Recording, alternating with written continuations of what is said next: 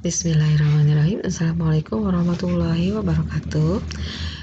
Pada kesempatan ini kita akan membahas satu gugus fungsi akhir dari senyawa turunan alkana yang disebut dengan senyawa haloalkana. Pada kesempatan ini kita juga akan membahas tentang reaksi umum untuk senyawa karbon ya.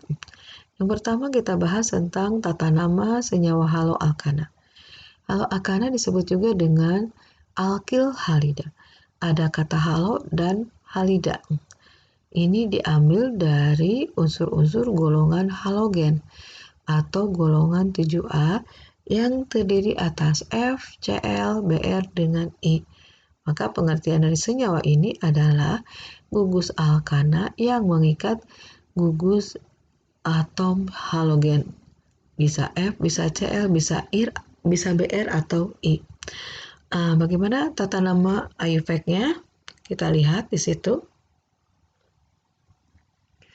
Ada 4 aturan untuk nama umum dengan penamaan IUPAC ini, yaitu dengan haloalkana. Ya, 1, kita awali namanya dengan kata halo. Halona ini berarti berasal dari unsur halogen, bisa fluoro, kloro, bromo atau iodo. Lalu diikuti dengan nama alkananya. Nama alkananya yaitu dari jumlah C pada rantai utama atau rantai terpanjang. Nah, untuk aturan yang kedua, penamaan cabang dan halo itu harus kita tulis secara alfabet ya.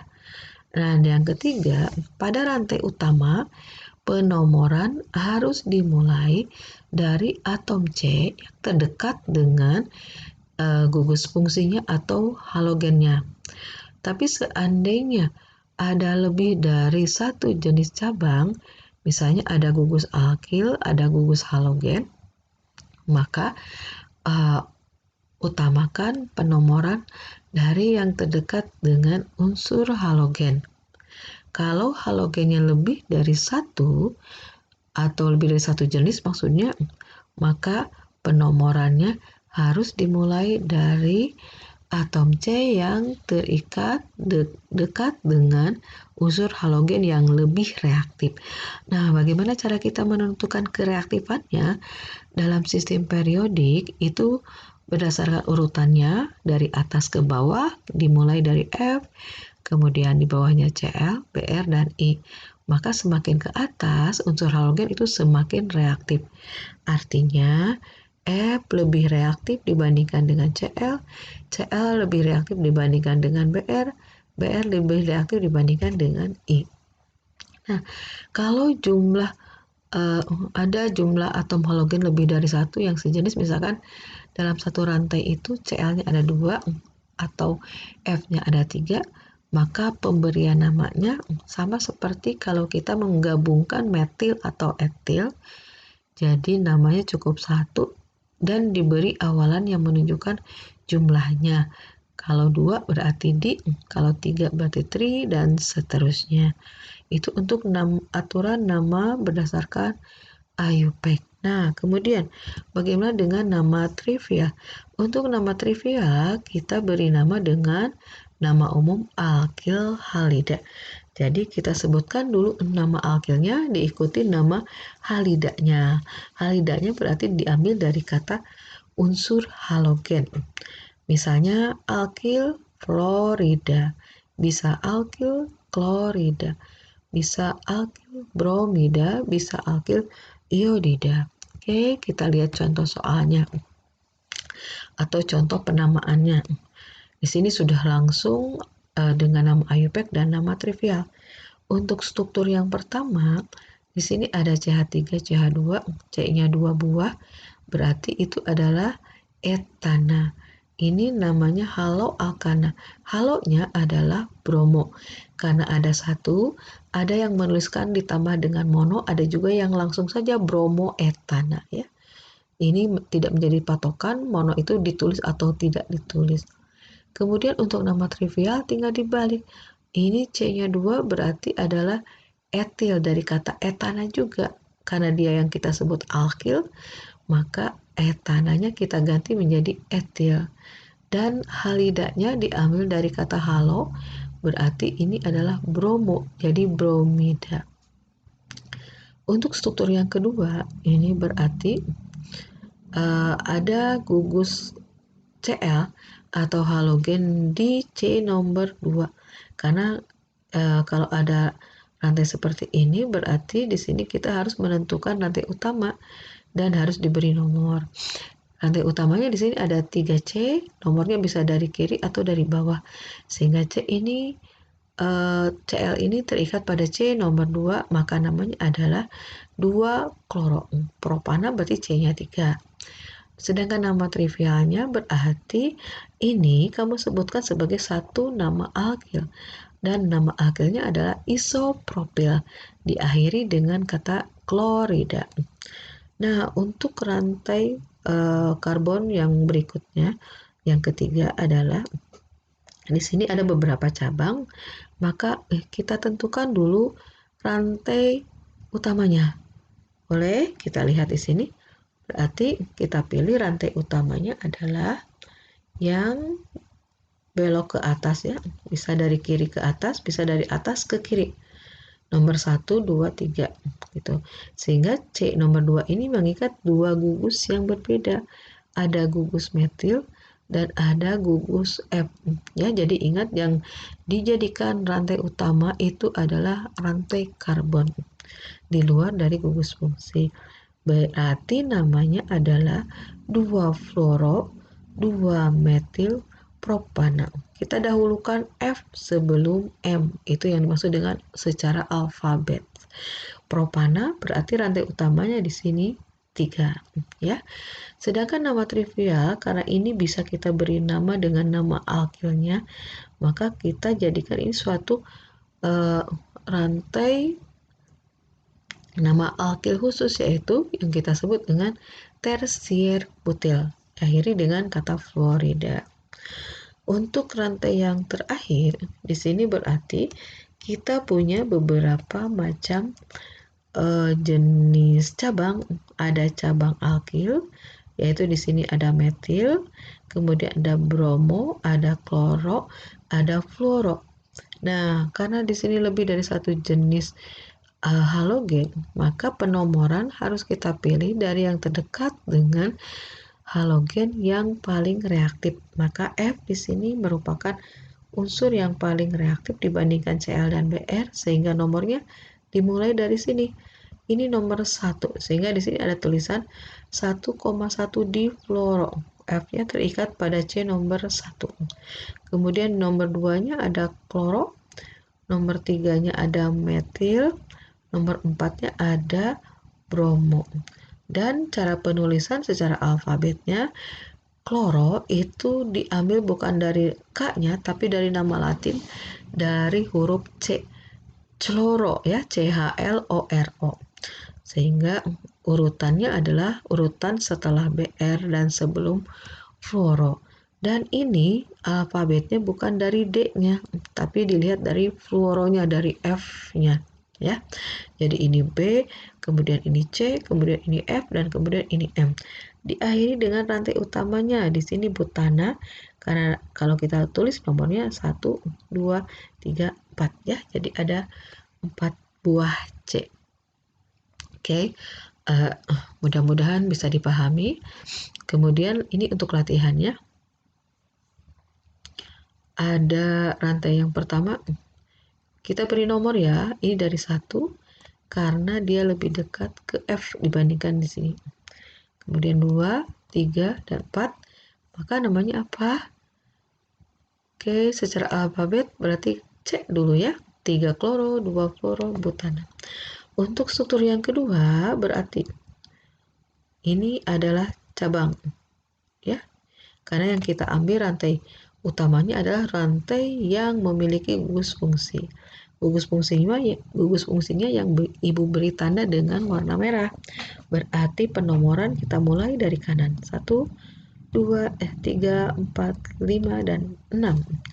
Maka namanya secara alfabet ini ada metil dari M, ada kloro dari C, ada E dari etil. maka namanya adalah 2 kloro Cl ya. Kemudian 4 etil, 3 metil heksana. Ada 6. Ini kita tulis dengan aturan IUPAC. Dan yang terakhir, berarti kita harus pilih rantai utama, jangan sampai keliru. Ini rantai utamanya. Maka cabangnya berarti ada cukup banyak ya. Dan penomoran dari mana? Kalau kamu lihat penomoran, ini kalau dari atas 1, 2, 3. Kalau dari kanan 1, 2. Artinya kita utamakan yang terdekat dulu dengan gugus fungsi. Kalau yang atas itu gugus fungsinya terikat pada C yang sama. Kalau dari kiri dengan kanan maka kita pilih gugus fungsi yang lebih reaktif. Tapi kalau di sini posisi dari Cl dengan Br itu berbeda. Kalau misalnya Br-nya di posisi 2 di sini, baru kita harus pilih kanan dulu apa kiri dulu. Nah, ini yang lebih dekat adalah dari sebelah kanan. Maka nomornya adalah ini 1, kemudian ini 2, 3, ini 4, ini 5, 6, dan 7 ya. Sehingga namanya adalah 5 bromo Br dulu, kemudian 2,3 C nomor 2 dan 3 ada klor, berarti 2,3 dikloro. Kemudian ini 4 etil dari E dan 5 metil heptana. Ya, insya Allah bisalah. Oke, ini adalah latihan atau tugas yang bisa kamu kerjakan di dalam buku catatan masing-masing. Tulis strukturnya. Jadi kamu harus menuliskan struktur seperti ini. Namanya sudah Ibu berikan.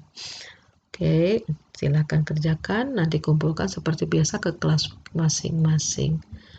Yang berikutnya adalah kita membahas tentang reaksi-reaksi senyawa karbon.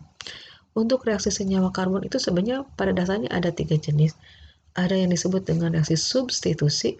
Substitusi itu artinya penggantian. Jadi satu atom atau gugus atom menggantikan unsur atau atom dalam suatu rantai karbon.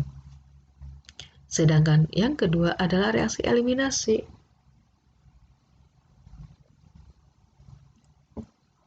Apa artinya eliminasi? Eliminasi itu tereliminir, terlepaskan. Jadi pengertian reaksi eliminasi itu adalah reaksi pelepasan suatu molekul kecil dari senyawa jenuh, artinya dari yang berikatan tunggal. Nanti akan berubah menjadi ikatan rangkap. Nah, kalau adisi itu kebalikannya, adalah reaksi penambahan, aditif, adisi kan, itu nambah. Berarti reaksi penambahan suatu atom atau gugus atom pada senyawa tak jenuh. Jadi kebalikan dari eliminasi. Kalau adisi itu dari yang ikatan rangkap berubah menjadi ikatan tunggal, ya. Oleh karena itu ada hubungan antara reaksi eliminasi dan reaksi adisi. Untuk reaksi adisi itu ada yang disebut dengan kaidah Markov-Nikov. Jadi ada aturannya. Kalau misalnya kita ingin memasukkan atom hidrogen. Atom hidrogen akan masuk atau terikat pada karbon yang mengikat H lebih banyak. Oke ya. Berarti ini kalau untuk adisi itu fokusnya ada di ikatan rangkapnya. Ikatan rangkap ini akan diputuskan oleh suatu zat yang ditambahkan sehingga dia akan terputus dan berubah menjadi ikatan tunggal. Oke, kita lihat sekarang contohnya. Ini adalah contoh reaksi substitusi. Kita lihat satu persatu ya.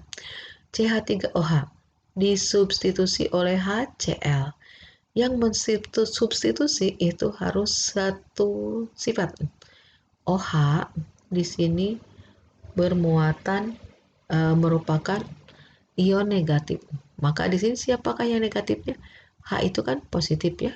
Cl negatif. Maka Cl akan menggantikan OH sehingga terbentuklah CH3Cl. Dan si OH akan mengikat H sehingga membentuk HOH atau air. Yang kedua, C2H5OH ditambah dengan Na. Na ini adalah logam positif. Logam itu selalu positif ya. Maka siapa yang digantikan oleh Na? Ya, bukan OH tetapi H. Karena H ini juga bermuatan positif. Maka nanti akan digantikan seperti rumus ini dan sisanya adalah H. H itu di alam berbentuk diatomik sehingga ditulisnya H2 bukan H saja. Nah, untuk CH3Br, Br ini adalah ion negatif karena dia golongan 7A, maka dia akan digantikan oleh OH- sehingga membentuk CH3OH plus Br-. Untuk konsep persamaan reaksi tetap sama, muatan harus selalu sama. Untuk reaksi berikutnya, siapa yang akan digantikan? Di sini akan digantikan adalah OH menggantikan OC2H5. Oke. Jadi kayak pertukaran atau pergantian aja ya. Satu gugus pindah ke gugus yang lain. Demikian juga untuk reaksi yang kelima. Oke, itu reaksi substitusi ya. Jadi terlihat jelas ada yang digantikan. Jadi di sini cirinya ada dua zat yang bereaksi. Baiklah, untuk contoh reaksi eliminasi. Eliminasi itu berarti ada yang dikeluarkan. Ciri dari suatu reaksi eliminasi biasanya ada kondisi tertentu, bisa dipanaskan, bisa ditambah dengan suatu zat yang fungsinya sebagai katalis. Biasanya digunakan adalah asam pekat. Di sini ada satu struktur hidrokarbon jenuh ya. Jadi eliminasi itu dari yang jenuh berubah menjadi rangkap 2. Cirinya terlihat jelas. Ini ikatan tunggal berubah menjadi ikatan rangkap 2. Kenapa bisa menjadi ikatan rangkap 2? Karena satu atom H dari CH3 yang ini dengan OH dari CH2 yang ini akan saling dilepaskan, sehingga di sini ada satu elektron, di sini satu elektron, dan mengikat sehingga menjadi ikatan rangkap, dan dia dilepaskan masing-masing akan berikatan membentuk satu molekul air. Ini namanya reaksi dehidrasi air atau melepaskan air. Contoh yang kedua adalah H dengan Cl. Ini akan dilepaskan sehingga masing-masing memiliki satu elektron dan nanti akan saling berikatan membentuk ikatan rangkap, dan H dengan Cl akan membentuk HCl. Kalau dia direaksikan dengan NaOH, maka NaOH ini juga akan terputus. Na berikatan sama Cl, H berikatan sama OH. Karakternya sesuai dengan muatannya, jadi tidak mungkin yang positif dengan yang positif lagi. Tidak mungkin Na dengan H atau Cl dengan OH. Tapi dia akan seperti magnet positif sama negatif. Oke, yang ini juga sama ya, bisa terlihat bedanya dengan substitusi. Kalau eliminasi itu dari yang tunggal kemudian menjadi rangkap 2 dan melepaskan satu molekul kecil. Baiklah, ini yang contoh reaksi terakhir. Ada CH2 adisi. Adisi itu kebalikan dari eliminasi. Dari rangkap 2 berubah menjadi ikatan tunggal ya, dengan adanya penambahan molekul kecil. Misalnya reaksi pertama Br2, maka nanti Br2 itu akan masuk ke C yang pertama dengan C yang kedua pada ikatan rangkap. Jadi fokusnya adalah di ikatan rangkap sehingga akan membentuk struktur seperti ini. Yang terputus adalah satu ikatan rangkapnya. Reaksi yang kedua, di sini ada propena, satu propena bereaksi dengan gas hidrogen. Maka gas hidrogen ini akan terbagi dua menjadi H dan H. Keduanya masing-masing masuk ke C nomor 1 yang ini dan C nomor 2 sehingga ikatannya menjadi ikatan yang tunggal dan membentuk suatu senyawa propana. Kalau yang ini adalah asetaldehid atau etanal. Dalam etanal berarti fokusnya kita ke ikatan rangkap H2, maka satu H mengikat ke atas, satu H mengikat ke bawah, sehingga terbentuklah senyawa alkohol ya, karena di sini ada gugus OH. Nah, kalau untuk reaksi yang ini, satu propena sama seperti yang kedua, tapi ternyata dia berikatan dengan molekul atau bereaksi dengan molekul HCl, artinya ada H dengan Cl. H ini akan masuk ke manakah? Maka kita mengikuti aturan Markov-Nikov. Menurut Markov-Nikov, maka H akan masuk ke C yang memiliki jumlah H lebih banyak. C nomor 1 H-nya 2, C nomor 2 H-nya 1. Maka H ini akan masuk ke sini C nomor 1, sedangkan Cl akan masuk ke C nomor 2. Itu ya yang dimaksud dengan aturan Markov-Nikov. Si hidrogen di dalam molekul kecil ini akan masuk ke C yang berikatan rangkap yang memiliki H lebih banyak. Oke. Nah, kemudian dari reaksi adisi ini terlihat jelas ikatan rangkap berubah menjadi ikatan tunggal dengan adanya penambahan molekul kecil. Dan molekul kecil ini nanti akan masuk ke C yang berikatan rangkap. Oke. Itu adalah reaksi-reaksi dasar pada senyawa karbon. Nah, di sini Ibu memberikan suatu latihan juga. Silakan kamu coba reaksikan antara etana dengan BR2 misalnya. Ibu sudah kasih keterangan di sini ini adalah reaksi substitusi. Kamu tinggal lihat contohnya seperti yang tadi. Kemudian yang kedua ini adalah contoh reaksi eliminasi. Yang ketiga adalah contoh reaksi adisi, yang keempat juga sama, contoh reaksi adisi. Maka dalam video pembelajaran ini ada 2 tugas yang harus kalian kerjakan. Yang satu tadi adalah tata nama haloalkana, dan satu lagi ini adalah latihan menuliskan reaksi senyawa karbon. Oke, semangat belajar, semoga bermanfaat. Terus mencari ilmu dengan giat ya. Wabillahi taufiq wa hidayah. Wassalamualaikum warahmatullahi wabarakatuh.